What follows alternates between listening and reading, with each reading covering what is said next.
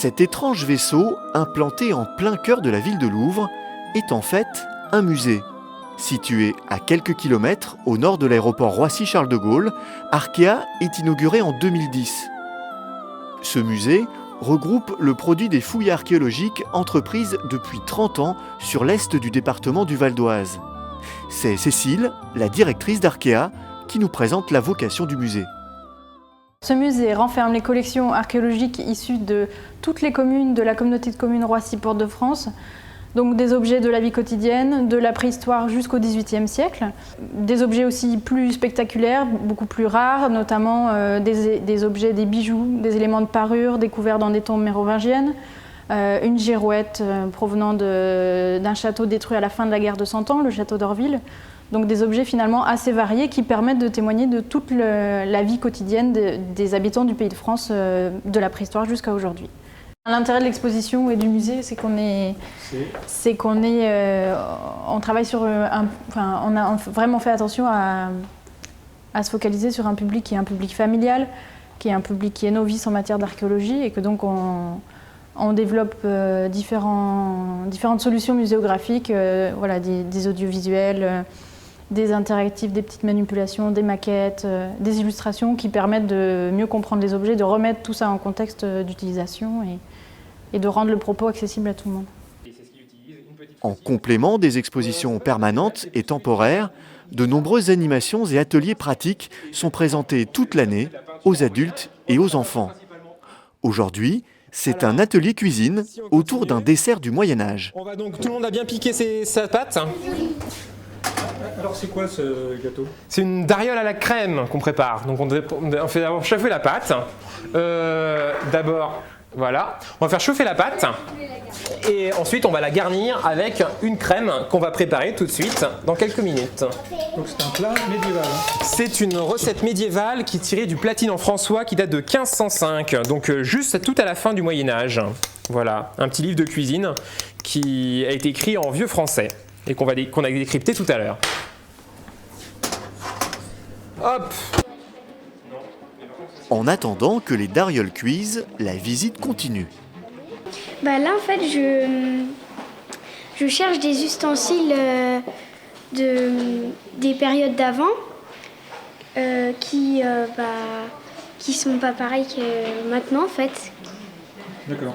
Qui sont pas électroniques, tout ça. D'accord, tu trouves? Pour l'instant j'ai rien trouvé.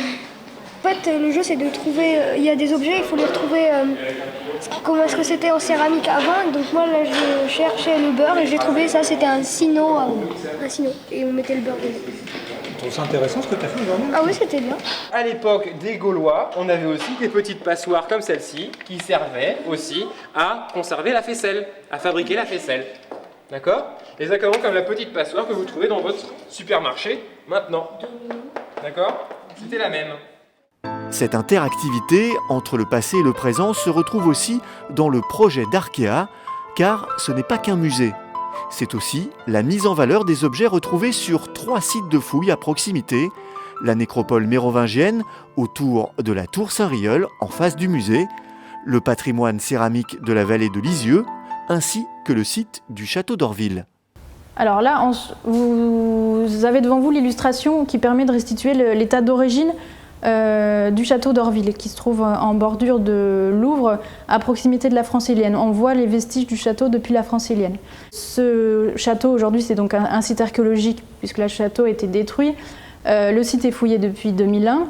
L'équipe de fouilles par ses recherches successives permet de mettre au jour les vestiges d'origine du château. L'ensemble des blocs effondrés du château ont été relevés, ce qui permet de restituer l'aspect que pouvait avoir le château à l'origine et du coup de proposer cette illustration. Ce qui est assez amusant à apprendre sur le château d'Orville, c'est que c'est un château qui appartenait à un seigneur local, qui a été investi par des troupes anglaises, et le château a véritablement été détruit en 1438 par les troupes françaises qui voulaient éviter que les Anglais puissent avoir à nouveau la mainmise sur ce site. En effet, c'était un lieu qui était très stratégique par rapport à sa position très proche de Paris en fait. Ça y est, les darioles sont cuites, c'est l'heure de les sortir du four. Les darioles sont cuites et donc on va pouvoir les déguster.